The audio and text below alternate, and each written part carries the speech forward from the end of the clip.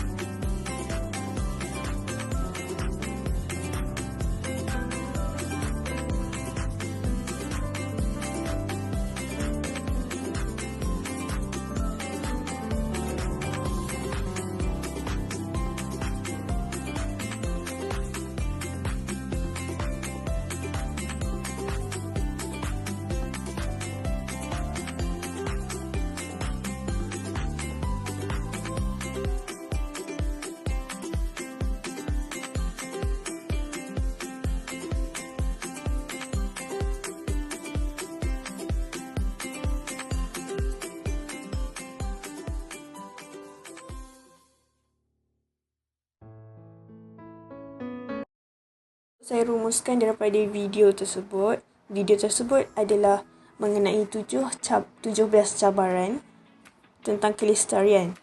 Yang pertama ialah tiada kemiskinan, iaitu menamatkan kemiskinan dalam semua bentuk di mana-mana. Yang kedua, kelaparan sifar. Dengan menamatkan kelaparan, mencapai jaminan makanan dan nutrisi yang lebih baik serta menggalakkan pertanian yang mampan. Yang ketiga, kesihatan yang baik dan kesejahteraan dengan memastikan kehidupan sihat dan menggalakkan kesejahteraan kepada semua dalam semua lapisan umur. Yang keempat, pendidikan yang berkualiti. Menjamin pendidikan menyeluruh dan ekuiti serta menggalakkan peluang pembelajaran sepanjang hayat kepada semua. Yang kelima, kesaksamaan gender dengan mencapai kesaksamaan gender dan menguatkan semua orang wanita. Yang ke-16, air bersih dan sanitasi dengan memastikan kecapaian dan pengurusan mampan air dan sanitasi kepada semua. Yang ke-7, tenaga berpatutan dan bersih dengan menjamin capaian kepada tenaga berpatutan, dipercayai, mampan dan moden kepada semua. Yang ke-8, pekerjaan yang sesuai dan pembangunan ekonomi dengan mempromosikan perkembangan ekonomi mampan dan menyeluruh, pekerjaan penuh dan produktif dan pekerjaan kelayak kepada semua. Yang ke-9, industri, inovasi dan infrastruktur. Membina iaitu dengan membina infrastruktur kukuh, mempromosikan industri yang menyeluruh dan mampan dan merangsang inovasi. Yang ke-10, mengurangkan ketidaksamaan pendapatan dalam dan sesama negara. Yang ke-11, bandar dan masyarakat yang mampan dengan menjadikan bandar dan pertempatan manusia menyeluruh, selamat, kukuh dan juga mampan. Yang ke-12, penggunaan dan pengeluaran yang bertanggungjawab. Memastikan corak penggunaan dan pengeluaran yang mampan. Yang ke-13, tindakan terhadap iklim dengan mengambil tindakan segera untuk menangani perubahan iklim serta kesannya dengan mengawal pengeluaran gas rumah hijau dan menggalakkan pembangunan tenaga boleh diperbaharui. Yang ke-14, kehidupan dalam air dengan memelihara dan menggunakan laut dan sumber marin dengan mampan demi pembangunan yang mampan. Yang ke-15, kehidupan di darat dengan memelihara dan menggalakkan penggunaan mampan ekosistem darat, menguruskan hutan secara mampan, mengekang penebangan hutan, menghentikan dan mengundurkan degradasi tanah dan menghentikan kehilangan biokepelbagaian. Yang ke-16, keamanan, keadilan dan pertubuhan kukuh dengan mempromosikan masyarakat aman dan menyeluruh demi pembangunan mampan, memberikan capaian keadilan kepada semua dan membina institusi yang berkesan, dipercayai dan menyeluruh pada semua tahap. Dan terakhir, kerjasama demi matlamat dengan menguatkan cara pengamalan dan menggiatkan kerjasama antarabangsa demi pembangunan yang mampan. Yang seterusnya, pembangunan lestari. Dengan menjadikan Social Development Government sebagai rujukan, kerajaan menyusun langkah dan mengatur pelan kelestarian negara. Antaranya, pelaksanaan Pelan Anti-Rasuah Nasional 2019 hingga 2023 yang bertujuan merealisasikan matlamat 16 dalam SDG. Selain itu, Malaysia terus mengorak langkah merealisasikan matlamat SDG menerusi Dasar Komuniti Negara, Pelan Tindakan Online Service Index OSI 2019-2020 dan sebagainya. Seterusnya, saya akan serahkan pembentangan ini kepada Nur Fatihah. Wawasan Kemakmuran Bersama 2030. Definisi. Wawasan Kemakmuran Bersama 2030 adalah iltizam untuk menjadikan Malaysia sebagai sebuah negara yang terus membangun secara mampan seiring dengan pengagihan ekonomi yang adil, saksama dan inklusif pada semua peringkat kumpulan pendapatan, etnik, wilayah dan rantaian bekalan.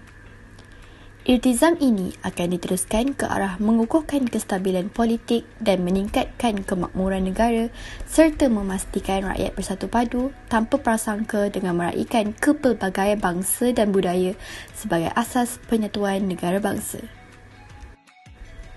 Antara matlamat yang termaktub di dalam Wawasan Kebersamaan 2030, matlamat utama Wawasan Kemakmuran Bersama adalah untuk menyediakan taraf hidup yang wajar iaitu decent standard of living kepada semua rakyat Malaysia pada tahun 2030. Antara objektif Wawasan Kemakmuran Bersama 2030, pembangunan untuk semua. Menstruktur semula ekonomi ke arah yang lebih progresif berpaksikan ilmu dan bernilai tinggi dengan penyertaan masyarakat yang menyeluruh di semua peringkat. Menstruktur ekonomi, menangani jurang kekayaan dan pendapatan. Menangani jurang ekonomi antara kumpulan pendapatan etnik, pembangunan wilayah dan rantaian bekalan untuk membela dan meningkatkan keupayaan semua rakyat supaya tiada yang ketinggalan. Menangani ketidaksamaan. Negara bersatu, makmur dan bermaruah. Menjadikan Malaysia sebuah negara yang bersatu, makmur dan bermaruah seterusnya muncul sebagai paksi ekonomi Asia.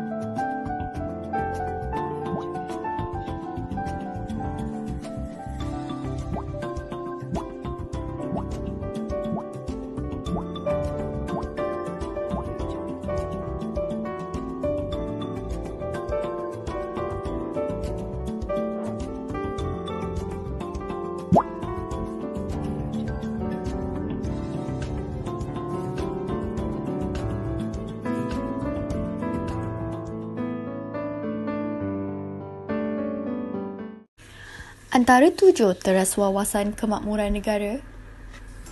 1.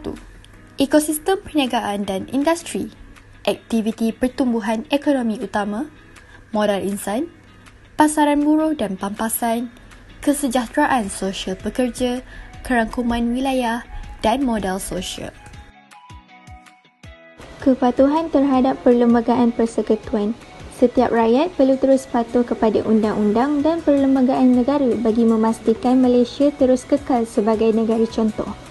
Malaysia perlu terus kekal menjadi sebuah negara yang aman, sejahtera dan tidak ada apa-apa boleh mengancam kesejahteraan hidup yang tulen dalam negara ini.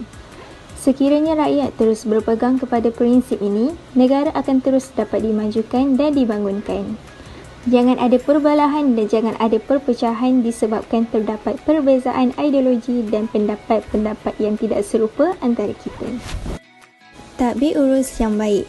Individu yang melaksanakan tanggungjawab secara telus dan berhemat dari segi pengambilan keputusan dan penyampaian hasil untuk mencapai kecemerlangan, kecekapan persamaan dan penglibatan yang menyeluruh. Kepentingannya adalah untuk memperkasa daya saing negara dan juga menerajui transformasi perkhidmatan. Konsep perpaduan, kesepaduan dan penyatu paduan. Perpaduan di Malaysia masih belum dicapai, tetapi wujudnya keinginan dan kemahuan terhadap perpaduan. Ini kerana hubungan harmoni sesama kaum dipandang ringan oleh sebahagian besar daripada kita. Isu sensitif antar kaum dalam soal hak, warna kulit, kepercayaan agama dan budaya sering dipertikaikan. Kesepaduan ialah pemimpin dan rakyat mencapai persetujuan untuk bersetuju dalam banyak hal, namun terus mengakui banyak perkara yang belum atau tertangguh penyelesaiannya yang dilabel sebagai defisit sosial.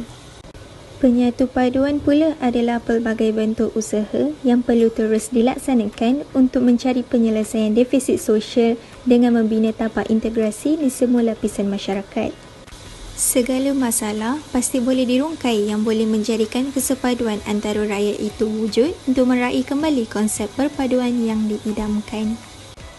Kesimpulannya, perpaduan kaum merupakan elemen penting dan harus diberi perhatian kerana pemupukan hubungan etnik antara masyarakat adalah amat penting bagi negara kita yang bermasyarakat majmuk serta menjamin kestabilan ekonomi dan politik negara. Berkongsi semangat keharmonian negara dan antara bangsa. Perpaduan nasional harus terus menjadi satu misi penting bagi negara. Ia memerlukan satu kerangka bersifat komprehensif yang akan mampu menterjemahkan sebaik mungkin wajah kerencaman masyarakat majmuk di Malaysia. Keadilan, penerimaan dan toleransi perlu menjadi nilai-nilai asas kepada kerangka perpaduan nasional ini. Nilai-nilai ini perlu digarap dengan menjadikan Islam sebagai kayu ukur utama dalam mendukung agenda perpaduan nasional dalam konteks Malaysia. Indeks Kualiti Hidup, Indeks Kesejahteraan Malaysia, Indeks Makasid Malaysia, Indeks Perpaduan Nasional dan Indeks Kedamaian Global menunjukkan Malaysia adalah sebuah negara yang makmur, damai dan sejahtera. Kejayaan Malaysia dalam mentadbir urus dan pembangunan negara dengan baik, adil dan terangkum adalah formula yang boleh dikongsi bersama dengan negara-negara yang masih berhadapan dengan permusuhan dan konflik etnik dan agama dalam negara mereka.